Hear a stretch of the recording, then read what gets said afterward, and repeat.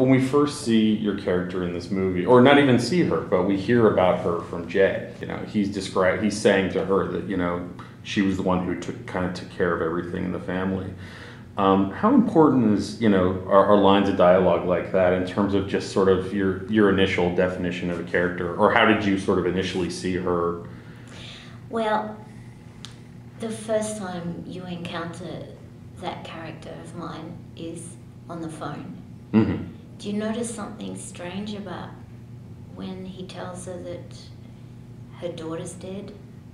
There's not much reaction. Yeah. If that were me in my real life, I'd get hysterical. Mm. I think that's a tiny little clue straight away. Mm-hmm. And we talked about that. That was David Michaud, who's so clever. Mm-hmm. He's the writer-director. He said, no, I don't, because my first instinct, my natural instinct was to go, mm-hmm. But no, he said, no, I don't want that. I don't want that. So you're getting, even though she seems sweet, you're right from the off, you're getting a little clue about just what kind of a pragmatic, sociopathic character she is, which gradually unfolds. David's dialogue is so good because he writes, it's very authentic without being cliche. And sometimes he'll invert the way people say things so that it sounds unnatural. But people do that in real life. I love that. And I love how not everything's explained. I keep saying, if you want everything explained, watch a soap opera, Yeah. I think it's very good storytelling, whether it's in books or movies,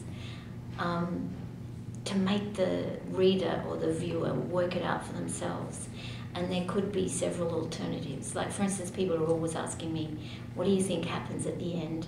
And I always say, what do you think happens? I mean, I know what I think happens, but there's quite a few possibilities, and it's good to be able to make your own decision.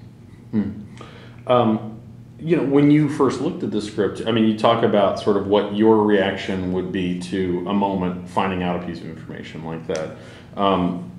What was sort of your initial interpretation of this character when you read the script? I mean, did you see her pretty clearly as sort of the way you described her, sort of sociopathic, or was there through the, sort of the rehearsal or development process, sort of like you were kind of finding her shape a little bit? Well, when I got to the end of the first reading of the script, I realized that she was a despicable person, and then I tried to let go of that, because to play someone, you've got to empathize with them if you're going to really get into their skin and give them flesh and blood. So I did do that. I tried to work out why she is what she is, and she's had it. Our backstory was that she'd had a criminal, been associating with criminals all her life. Probably her parents were. All the different men she'd had all those children with, they'd all been criminals and probably violent, and so she's a survivor. That's what she is. She's like a gutter rat. Well, what I thought is so fascinating about your performance is to see the depths of both her, really sincere affection for her children, and at the same time her like absolutely ruthless pragmatism. Was there a quality that you sort of felt like you could find or bring to each scene in which she appeared that would maybe give the audience the sense that those two sort of opposites weren't disjointed, that, to give it a sort of cohesion that, in one moment she could be, just sort of so sincerely like, are you okay? And then the next moment be making decisions that were kind of terrifying a little bit. I know what you're saying. It's all in the text though. It's all in that fantastic screenplay, and I was just trying to be true to the screenplay, and that's where David Michaud has to take such a lot of the credit. The tendency with someone who's a normal mother to view someone like Smurf. The tendency would have been for me to jump straight in feet first and play her as a classic Cruella de Vil, Disney witch, you know, when Snow White's stepmother turns into the witch. Yeah. And also the stepmother in Disney Cinderella, when I remember my son when he was a little boy saying, didn't that mother in Cinderella give a good performance? So the tendency is to do that, and that's a perfectly legitimate melodramatic way to go about painting a character. But I think it is more chilling if it is more, you know, all the serial killers that all around the world. Think of the ones, without naming names, that you've had in America, who are charming, attractive, appealing people, and they draw people in, and they all the time they're doing really unspeakably evil things.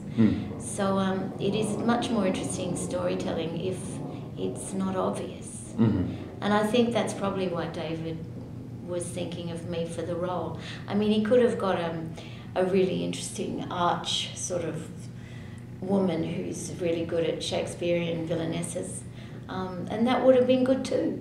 But I think he wanted to tell the story a different way. How much did you draw upon the relationship between you and the actor who plays Andrew? Because his sort of ambiguity, in a way, sort of seems to complement hers. Like that, there's an extent to which, like, he almost wants to reach out to people, and yet there's like, you're not sure if it's like Machiavellian or there is a degree of sincerity to it. I mean, you mean the Ben Mendelsohn? I'm sorry. Character? Yes. Pope. Yeah, it is. I forgot his name's Andrew. Okay. I was making sure that I didn't forget it. It's Pope. Yeah.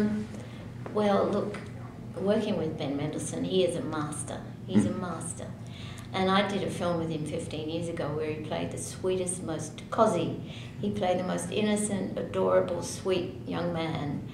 And then to see him playing this, such a dangerous, such a menace, horrible man, and you're so convincingly, I think, is a testament to his chameleon-like ability.